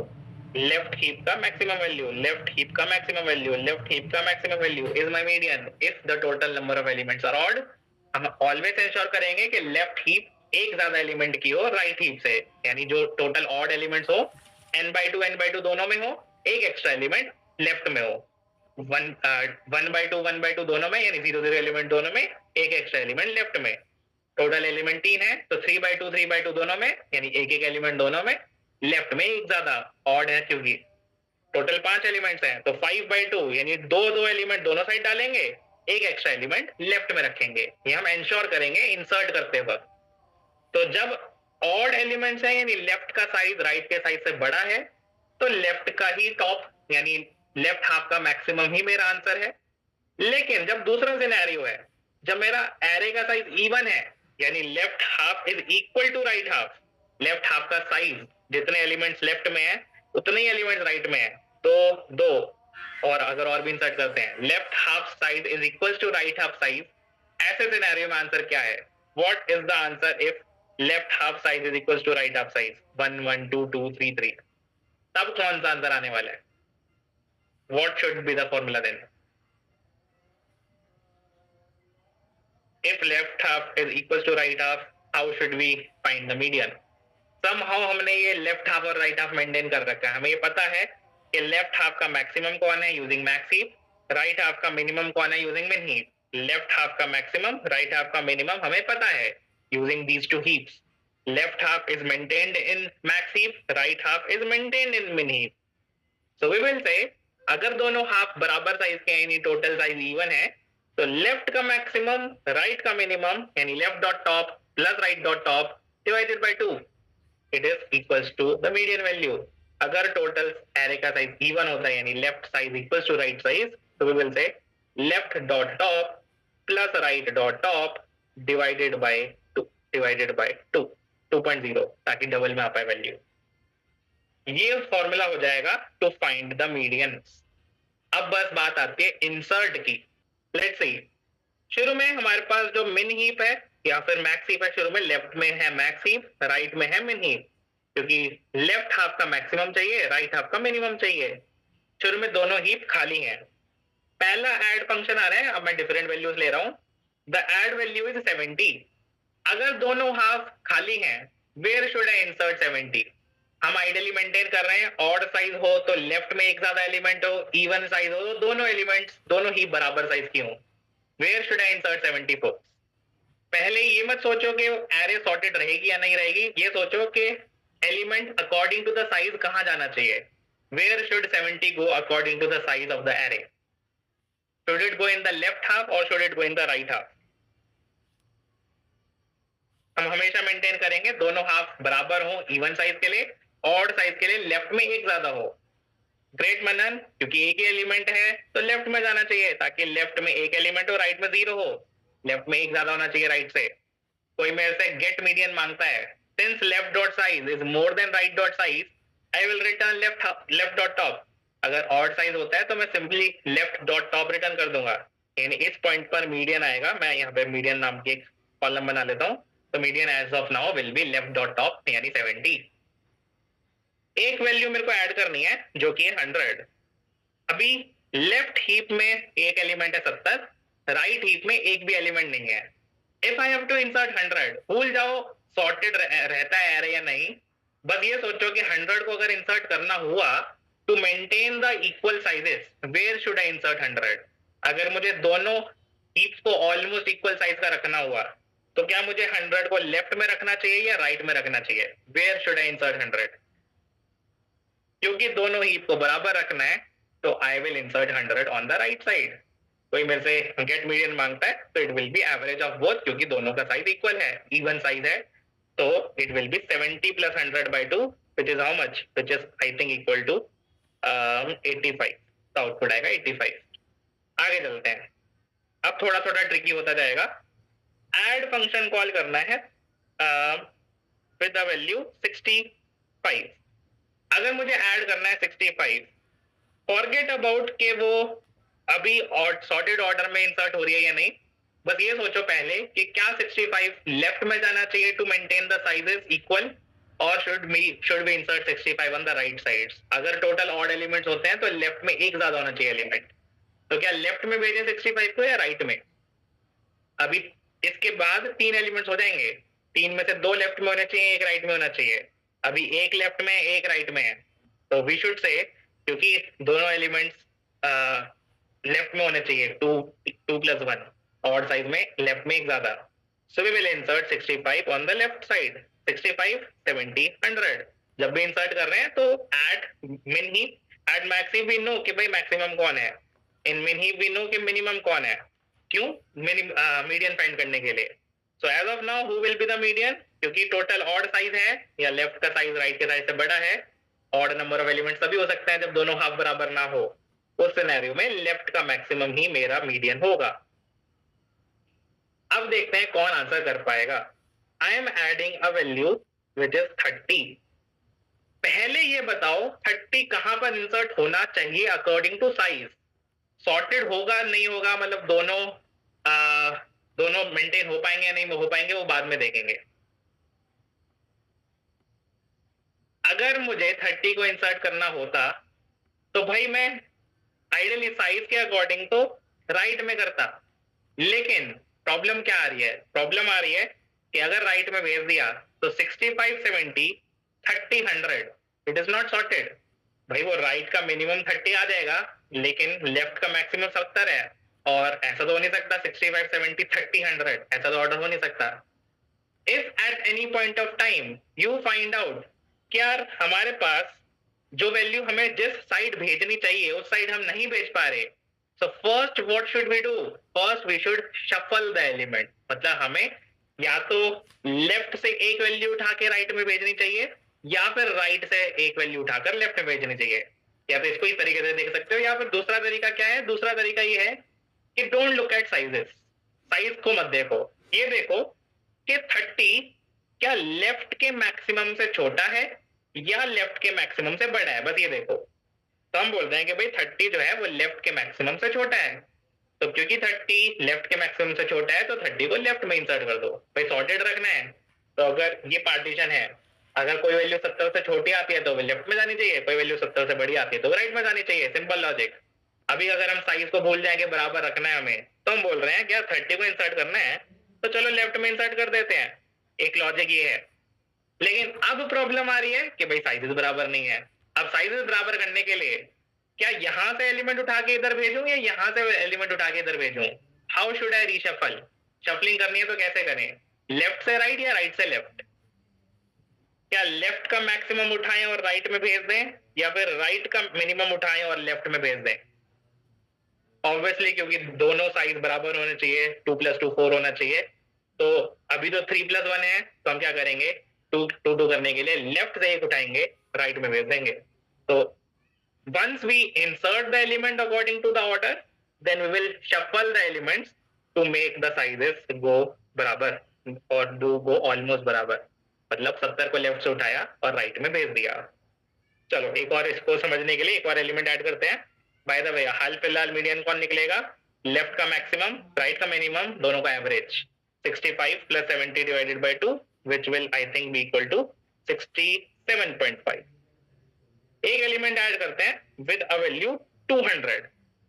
बस ये सोचो अगर मुझे 200 भेजना है तो मुझे 65 से छोटा यानी लेफ्ट में भेजना है या 65 से बड़ा यानी राइट में भेजना है। If I have to send 200 where should I send it? If I have to send 200 where should I insert it? I have to insert it in right side क्योंकि 65 से बड़ा है 200, तो I will insert it 30 65 70 100 200। But मैंने देखा दिक्कत हो गई। क्यों? दिक्कत क्या है? अगर एरे का साइज ऑड होता है तो लेफ्ट में एक एक्स्ट्रा एलिमेंट होना चाहिए, तो हम क्या करेंगे, शफलिंग कर देंगे कि राइट साइड से अब एलिमेंट उठाओ और उसे लेफ्ट पे भेज दो, we will insert it in the left. And shuffle करने के बाद अगर ऑड साइज होता है तो लेफ्ट का मैक्सिमम इज आवर मीडियन, तो 70 इज आवर मीडियन। क्या हम ये शफलिंग क्यों कर रहे हैं, why we are doing it, is it slightly clear to you folks? हम इसको कोड ऑब्वियसली नेक्स्ट क्लास में कर पाएंगे, बट अगर हमें थोड़ा सा भी यहाँ पर क्लैरिटी मिला है, that is great for us. So let's keep the session till this point. Code ज्यादा बड़ा नहीं है, code is just 5 to 6 lines again, but we will complete the code in the next session. Till then, bye bye everyone, have a great day ahead, and let's meet on some other day.